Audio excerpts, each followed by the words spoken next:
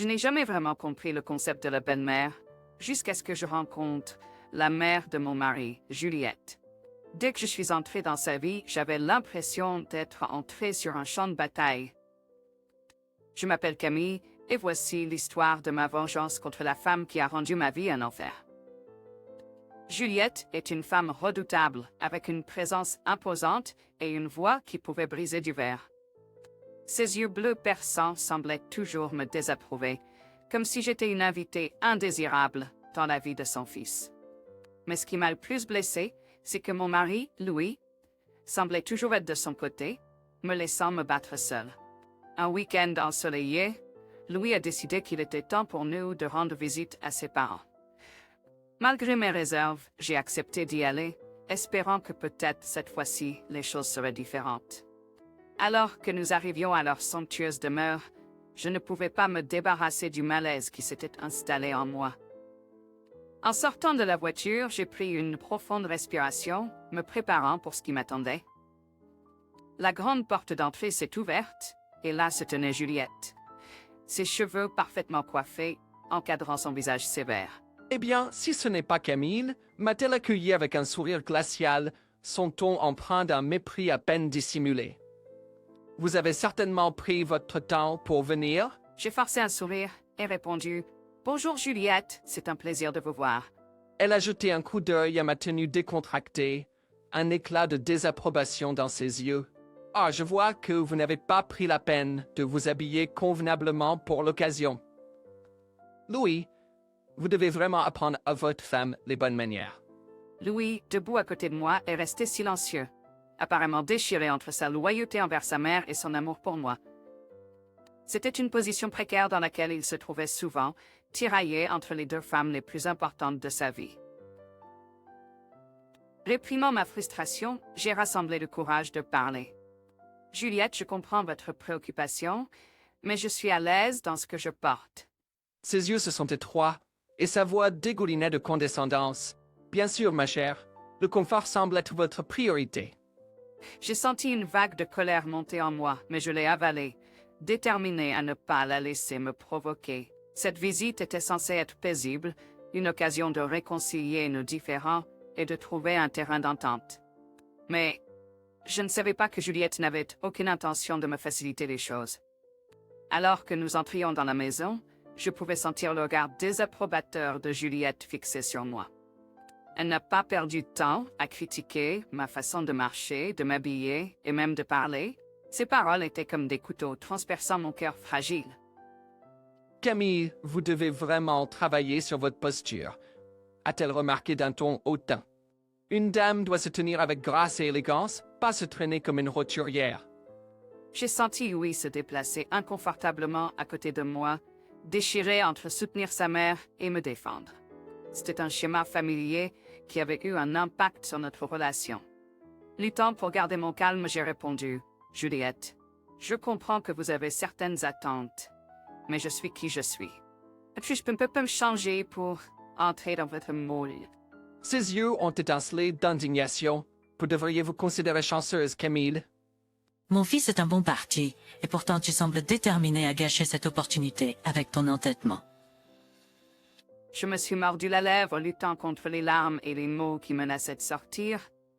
Les paroles d'Emma m'ont blessé profondément, me rappelant la bataille constante que je menais, non seulement avec elle, mais aussi avec mes propres doutes. Je ne pouvais pas la laisser me briser. Je devais trouver un moyen de me défendre, même si cela signifiait prendre des mesures drastiques. Petit savais-je que cette visite de week-end marquerait le début d'un voyage vers la vengeance où je reprendrais le contrôle de ma vie et prouverais que je n'étais pas qu'un objet de mépris. Un week-end ensoleillé, Louis a décidé qu'il était temps pour nous de rendre visite à ses parents. Malgré mes réserves, j'ai accepté d'y aller, espérant que peut-être cette fois-ci les choses seraient différentes. Alors que nous arrivions à leur somptueuse demeure, je ne pouvais pas me défaire du malaise qui s'était installé en moi. La porte d'entrée imposante s'ouvrit, révélant les jardins méticuleusement entretenus de la propriété d'Emma. La grandeur de la maison elle-même suffisait à faire sentir n'importe qui insignifiant. J'ai pris une profonde respiration, essayant de calmer mes nerfs, alors que nous sortions de la voiture. Emma est apparue en haut du grand escalier, sa présence attirant l'attention.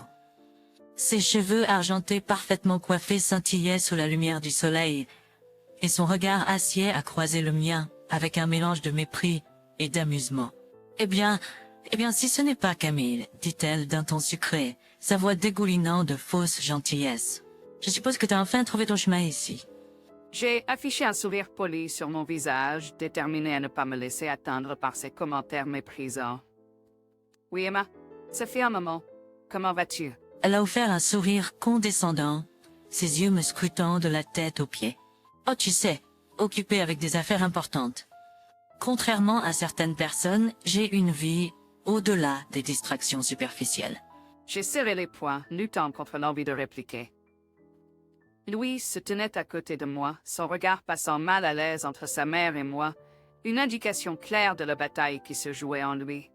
Alors que nous entrions dans la maison, le regard désapprobateur d'Emma ne me quittait pas. Elle saisissait chaque occasion pour critiquer mon apparence, mes manières et même la façon dont je parlais. Il semblait qu'elle avait un arsenal sans fin d'insultes, et elle prenait plaisir à les utiliser pour éroder ma confiance en moi. Assis à table ce soir-là, la tension flottait dans l'air comme un épais brouillard. La vaisselle fine et les couverts semblaient refléter l'atmosphère tendue. Le regard glacial d'Emma était fixé sur moi, ses lèvres retroussées en un sourire narquois. Alors Camille commença-t-elle, son ton empreint de mépris.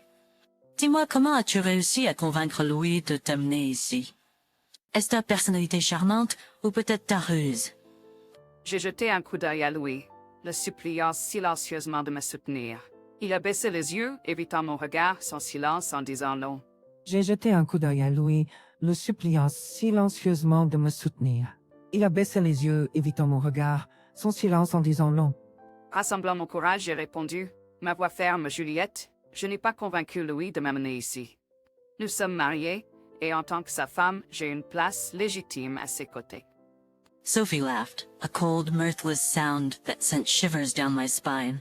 Le mariage ne vous accorde pas automatiquement une place dans cette famille, ma chère. Vous devez la mériter, et jusqu'à présent, vous avez fait un travail lamentable. Mon cœur a sombré, mais la colère bouillonnait sous la surface. Je ne pouvais pas la laisser me rabaisser plus longtemps. Je me suis redressé, la regardant droit dans les yeux. Juliette, j'en ai assez d'essayer de gagner votre approbation. Je suis ici parce que j'aime Louis et j'espérais que nous pourrions trouver un terrain d'entente. Mais si tout ce que vous avez à offrir est du mépris et de l'hostilité, alors je n'en ai pas besoin. Je suis mon propre être, et je ne vous laisserai pas définir ma valeur. La pièce est tombée dans le silence, le poids de mes mots planant lourdement dans l'air. Le visage de Juliette s'est contracté de colère, mais pour la première fois, j'ai vu une lueur d'incertitude dans ses yeux. J'avais défié son autorité, et il était clair qu'elle n'avait pas prévu une telle défiance. James a finalement parlé, sa voix tremblante d'un mélange de frustration et de désespoir. Mère, Camille est ma femme et je l'aime. Je ne tolérerai plus que vous la maltraitiez.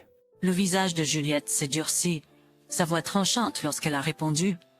Tu peux l'aimer maintenant, Louis, mais tu te rendras bientôt compte de l'erreur que tu as faite. Souviens-toi de mes paroles.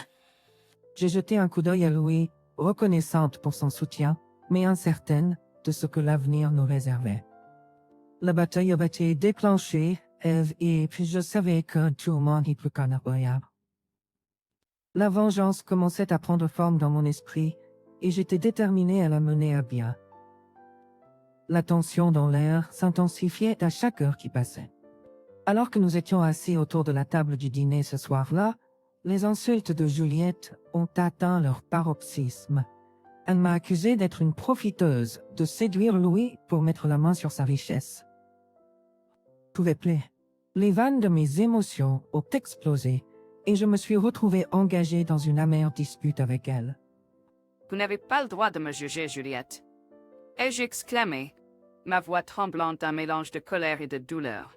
J'aime Louis, et notre relation est basée sur bien plus que des possessions matérielles.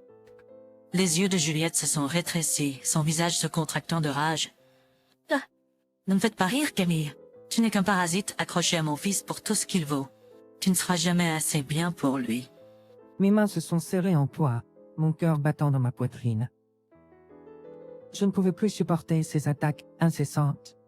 Avec une montée d'adrénaline, je me suis levé de ma chaise, prête à la confronter de front. Tu penses que tu peux me traiter de cette façon et t'en sortir?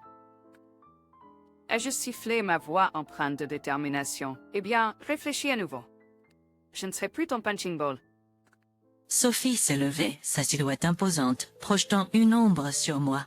Tu oses me défier, petite fille? Je vais te montrer ta place. Dans ce moment, la pièce a éclaté en chaos. Des mots durs ont été échangés, chacun coupant plus profondément que le précédent. L'air crépitait de l'intensité de notre échange enflammé. Soudain, Juliette s'est précipitée vers moi, ses mains agitant sauvagement. J'ai à peine eu le temps de réagir alors que ses coups atterrissaient sur mon corps, un après l'autre. La douleur a irradié à travers chaque fibre de mon être, mais j'ai refusé de me laisser briser. Rassemblant toute la force qu'il me restait, j'ai riposté, me défendant du mieux que je pouvais. Au milieu du chaos, j'ai réussi à donner une gifle bien placée sur la joue de Juliette, la faisant reculer en état de choc. Tu ne me feras plus jamais de mal, ai-je déclaré, ma voix remplie d'une nouvelle détermination. J'en ai assez de toi et de ta cruauté. Je mérite mieux. La pièce est tombée dans un silence lourd, l'atmosphère chargée de tension. Les yeux de Juliette brûlaient d'un mélange de fureur et d'incrédulité. C'était un moment décisif, un point de rupture qui allait changer à jamais le cours de nos vies. James, qui avait été un spectateur silencieux pendant toute la jacation, a enfin trouvé sa voix. Mais ça suffit. Je ne peux pas rester là à te regarder attaquer physiquement ma femme. Juliette lui a lancé un regard noir, sa voix dégoulinant de venin. De femme, elle n'est rien d'autre qu'un serpent, James. Elle empoisonnera ta vie. James a secoué la tête, sa voix remplie de détermination. Non mais, c'est toi qui as empoisonné notre relation avec tes constantes humiliations et abus. Je ne tolérerai plus. Camille est ma femme, et je la soutiens. La pièce était plongée dans un silence lourd, le poids de notre dynamique familiale brisé palpable. J'ai pris une profonde respiration, mon corps tremblant du coup physique et émotionnel de la confrontation. C'était un tournant, un moment de clarté, où j'ai réalisé que je devais me libérer de ce cycle toxique une fois pour toutes. Alors que je me dirigeais vers la porte, la voix de Juliette a résonné dans la pièce, remplie de venin et de méchanceté. « Tu fais une grosse erreur, Camille. Tu regretteras, mais ces mots n'avaient plus de pouvoir sur moi. J'avais trouvé ma voie et j'étais prête à entreprendre un voyage pour reprendre ma vie et chercher la vengeance que je désirais tant. Avec les échos de notre confrontation explosive résonnant encore dans mon esprit, je savais qu'il était temps de prendre position. Je ne pouvais pas permettre à Juliette de continuer ses abus, ni la laisser détruire mon mariage davantage. As I sat in our small apartment, contemplating my next move, my phone rang, interrupting my thoughts. I hesitated for a moment before answering, unsure of who could be calling at such a crucial time. Bonjour, I greeted cautiously. Camille, c'est Sophie, came the voice on the other end. Sophie was my best friend, a fiercely loyal and sharp-witted woman who always had my back. Oh, Sophie, it's good to hear from you, I said, relief flooding through me. I need someone to talk to. It's been a difficult few days. Sophie's voice held a mix of concern and determination. I've heard what happened, Camille, and I'm appalled. You don't deserve to be treated that way. It's time to fight back. A surge of energy coursed through my veins as I listened to Sophie's words. She understood my pain and frustration, and she was ready to stand by me. You're right, Sophie, I replied, determination seeping into my voice. I can't let Juliet and Louis continue to control my life. I want justice, and I want to make them pay for the pain they've caused me. There was a brief pause on the other end of the line before Sophie responded. Camille, revenge may not be the healthiest approach, but I understand your need for justice. We'll fight this together, and we'll make sure you get what you deserve. A flicker of hope ignited within me. For the first time, I felt a glimmer of control over my own fate. With Sophie by my side, I knew I had the strength to face whatever challenges lay ahead. Over the next few weeks, Sophie and I meticulously planned our strategy. We consulted with lawyers, gathered evidence of Juliet's abuse, and built a solid case. It was time to hit Juliet and Louis where it would hurt them the most: their fortune. As we sat in the lawyer's office, reviewing the legal documents, Sophie spoke up, her voice laced with determination. Camille, we have a strong case. The evidence of abuse, emotional distress, and the impact it has had on your well-being is undeniable. You deserve justice, and we'll fight tooth and nail to make sure you get it. I nodded, a mix of anticipation and nervousness fluttering in my stomach. Thank you, Sophie. I never thought I would be in a situation like this, but I refused to let them get away with what they've done. The lawyer, a seasoned professional with a sympathetic smile, joined the conversation. Camille, it's important to remember that the path you've chosen will be challenging, but with the evidence we've compiled and your unwavering determination, we stand a strong chance of securing a favorable outcome. As I signed the legal papers, I felt a sense of empowerment wash over me. The divorce would sever the toxic ties that bound me to Louis, and the lawsuit would hold both Juliet and Louis accountable for their actions. It was my opportunity to reclaim my life and restore the dignity that had been stripped away from me. With the legal process set in motion, I knew that the battle was far from over, but armed with the support of Sophie and my legal team, I was ready to face the storm head-on. La vengeance n'était plus seulement un fantasme. Elle devenait une réalité tangible qui servirait de témoignage à ma force et à ma résilience.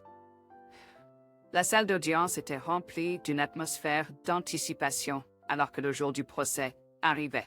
Mon cœur battait dans ma poitrine, un mélange de nervosité et de détermination me traversant. La salle d'audience était remplie d'une atmosphère d'anticipation alors que le jour du procès arrivait. Mon cœur battait dans ma poitrine, un mélange de nervosité et de détermination me traversant. C'était le point culminant de mois de préparation et j'étais prête à affronter Evelyn et James de front. Assise à côté de Sophie, nos yeux se fixaient avec une détermination inébranlable. Je pouvais sentir son soutien inébranlable.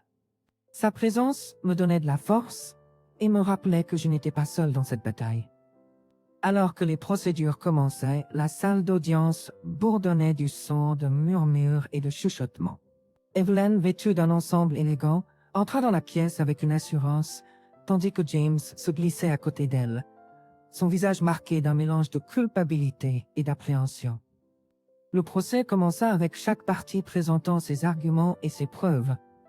Mon avocat exposa avec talent les années de violence émotionnelle, l'altercation physique et le tribut qu'elle avait pris sur mon bien-être. Des témoins furent appelés, chacun racontant des instances du traitement dur d'Evelyn et de la complicité de James dans ses actions. Au milieu des procédures, l'avocat d'Evelyn, un plaideur rusé et expérimenté, tenta de saper mes revendications. Il souleva des objections, déforma les mots et peignit un tableau d'une épouse manipulatrice cherchant à exploiter la richesse de son mari et de sa famille. Avec un feu brûlant en moi, je me levai pour témoigner, ma voix ferme et inébranlable.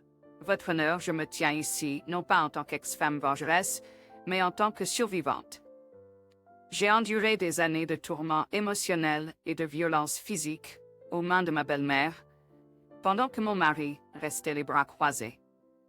Je cherche la justice non seulement pour moi, mais pour tous ceux qui ont souffert en silence. Les yeux d'Evelyn se rétrécirent, son visage se tordit de colère. Ce ne sont que des mensonges. Tu essaies juste de ruiner notre famille. Nous n'avons rien fait de mal. Le juge intervint, ramenant l'ordre dans la salle d'audience. Monsieur Camille, veuillez continuer votre témoignage. Je pris une profonde respiration, ma voix ferme. Votre honneur, les preuves parlent d'elles-mêmes. Je n'ai jamais voulu que cela en arrive là, mais je refuse d'être une victime plus longtemps. Je cherche un règlement équitable qui reconnaît la douleur et la souffrance que j'ai endurées et me permet de reconstruire ma vie. Le procès continua, chaque partie présentant ses plaidoiries finales. En écoutant les mots puissants de mon avocat, je ressentis un nouveau sens de but. Ce n'était pas seulement une question de vengeance. C'était une question de reprendre ma dignité, mon indépendance et mon avenir. Le juge prit un moment pour délibérer avant de prononcer le verdict. La salle tomba dans le silence, le poids de l'anticipation flottant dans l'air. Enfin, le juge Platt, Après avoir soigneusement examiné les preuves présentées, je donne raison à la plaignante, Madame Camille. Il est clair qu'elle a enduré des abus émotionnels et des agressions physiques de la part de sa belle-mère et que le défendeur Louis a échoué à la protéger. Je prononce donc le divorce, accordant à Madame Camille une juste compensation et la moitié des biens matrimoniaux. un mélange de chagrin et de satisfaction m'a submergé. C'était une petite victoire, mais une victoire significative. La bataille était loin d'être terminée, mais j'avais réussi à obtenir la justice que je méritais. En sortant du tribunal, Sophie à mes côtés, je ne pouvais m'empêcher de ressentir un sentiment de libération. J'avais rompu les chaînes de l'abus de l'influence toxique de Juliette et Louis. La vengeance, à sa manière, avait été accomplie. Mais ce n'était plus ma seule motivation. En regardant vers l'avenir, j'ai réalisé que mon voyage ne se limitait pas à chercher vengeance. Il s'agissait de me redécouvrir, de reconstruire ma vie et de trouver le bonheur selon mes propres termes. La victoire au tribunal n'était que la première étape, un pas vers un avenir plus radieux où je ne serais plus défini par les ombres du passé. Alors que Sophie et moi nous éloignions du palais de justice, le poids de la bataille se levant lentement de mes épaules, je savais que j'étais ressortie plus forte que jamais.